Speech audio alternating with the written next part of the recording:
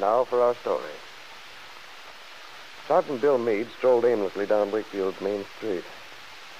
Few people were about, for it was the hour when men sat reading papers in the lamplight after dinner, and women were putting their children to bed. Bill could see cheerful family groups as he walked past lighted windows. It made him feel all the more lonely. He didn't know where to go. The only person he really wanted to see was Peggy Douglas. Oh, but of course that was out of the question.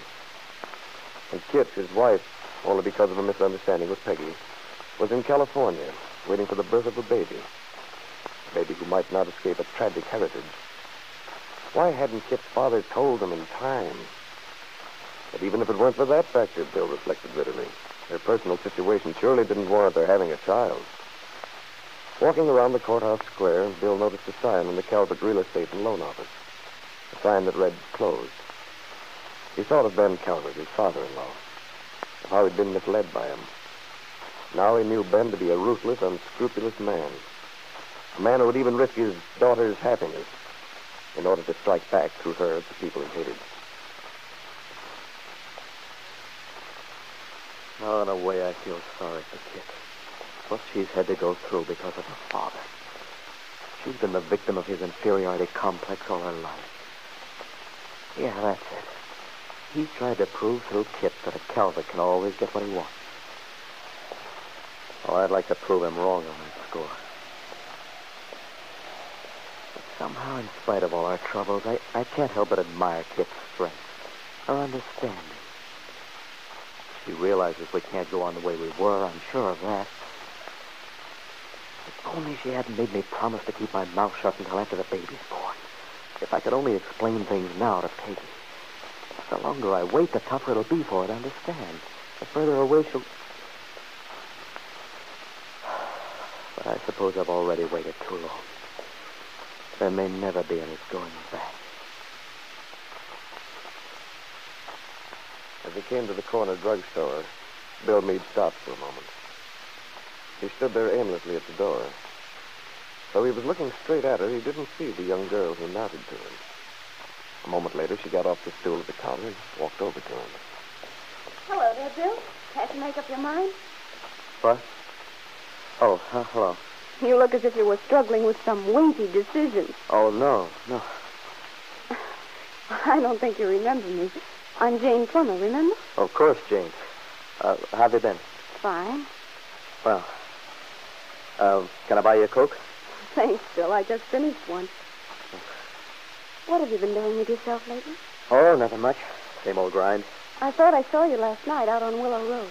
Yeah, you probably did. I go that way to and from camp. I see. Have you seen Aunt Mary lately? Mm-hmm. I saw her this morning. How is she? Just fine. But, of course, busy as usual. Jane, I wonder if I could talk to you for a minute. Why, certainly, Bill. Go right ahead. Oh, well, I'd rather not talk here. Oh? Well, where do you want to go? Well, maybe we could go over and sit in the park, okay? All right, sure. Oh, gee, it's a nice night. Mm-hmm. Look at that moon through the trees. Yeah, I hadn't noticed. I see Ben Calvert's office still has the sign up. They've been closed several days. There's a joke going around that he... Oh, I'm sorry, Bill. I forgot Ben Calvert's your father-in-law. Yeah. But it's all right. You can't forget about that as far as I'm concerned. I see. But apparently you don't forget about it, Bill. Well, there's a lot of things I'd like to forget. Let's sit down here, Jane. Okay. Jane, you and Peggy are pretty good friends, aren't you? Yes, we are. Why? Well, tell me, is Peggy happy? I'm sorry, Bill. I'm afraid I can't answer that question. After all, Peggy is my best friend, and under the circumstances, I don't feel free to discuss her with you. Yeah, I see what you mean. Frankly, Bill, since you said you wanted to talk to me, I might as well tell you I don't understand your attitude with Peggy. I admit I don't know you awfully well, but I've always thought you were an honest, straightforward sort of person. It's hard for me to believe, talking to you, that you do the things you've done. Yeah, it looks pretty bad to an outsider, I guess. Not only to an outsider, Bill. Honestly, when I think of the things you put Peggy through, I just can't believe it. I know what I've put her through. Look, this may sound pretty funny to you, but all I ever wanted was to make Peggy happy. And yet everything I've done has just made her all the more miserable. Well, if it's any comfort to you, I'm not so sure that she's miserable anymore. Because of that Nicholas Dorn, the writer? Is that what you mean? Jane, tell me about them, will you? I've got to know what's happening to Peggy. No. No, Bill, I'd rather not. Yes. Well, will you just tell me this much, then? Has Peggy told you anything about what happened to us, Peggy and me? Oh, dear. Bill, I wish you wouldn't ask things, Please, but Jane. Well, yes, Bill, she has. But does she really believe that I was dishonest with her? That I was trying to back out? Yes, frankly, she does. What else could she think? But, Jane, it's not true. Oh, I know how it must look. And worst of all, there are certain reasons why I can't explain. Why I can't tell Peggy how I feel or anything. You believe me, don't you? Suppose I do believe that you're telling the truth, Bill. What good would it do? It's Peggy you've got to convince. Yeah, I know. And I've tried, but she won't listen. I don't know why I'm telling you all this. Why I should expect you to understand. I'd like to, Bill. But, well, after all, I'm Peggy's friend, so naturally I see things from her side. I'm sure you do. Frankly, though, I don't see what you expect of her. You think I haven't a right to expect anything of her, don't you? I'm married. That says it all, doesn't it? Bill, I don't think you have any right to expect Peggy to keep on waiting for you. After all, But you I are don't married. expect anything from Peggy. Well, there is one thing. If she'd only believe that I've been honest with her, that I wouldn't do anything to hurt her. If only she'd... Well, but I guess under the circumstances, there's nothing I can do about that. No, I suppose not.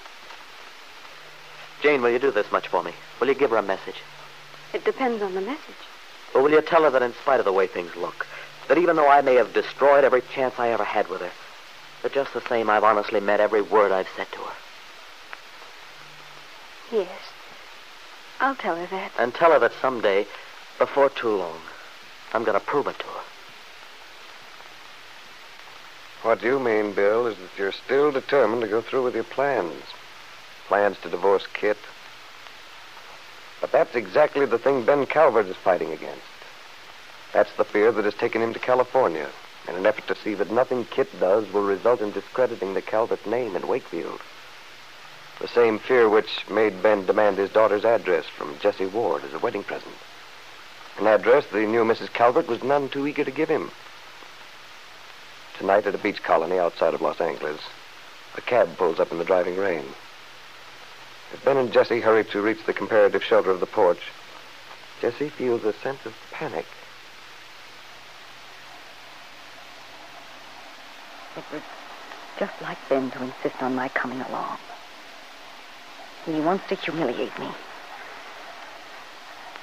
Now, of course, he's bound to find out that I didn't tell him the truth. That I didn't see Kit when I was out here. Well, that won't matter now that I'm Mrs. Ben Calvert. And the Mrs. in front of my name is going to be more than an empty title. I'm not going to play second fiddle to Kit. No. No matter what happens tonight. I've got to keep Kit from returning to Wakefield. I've got to.